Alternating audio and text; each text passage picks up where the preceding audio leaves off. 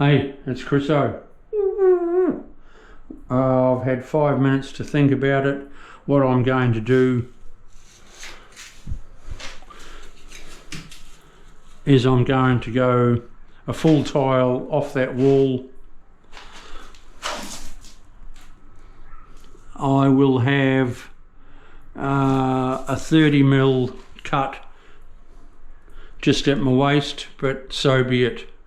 It's all going to be centralised.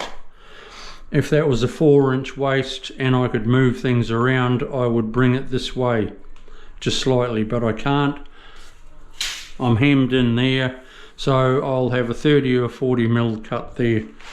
I don't want to have it on the floor and then I follow it off my walls. So that will be a full tile about that width, which is 150, and it'll be going up there and up there. I haven't got any small cuts, so that's the best way.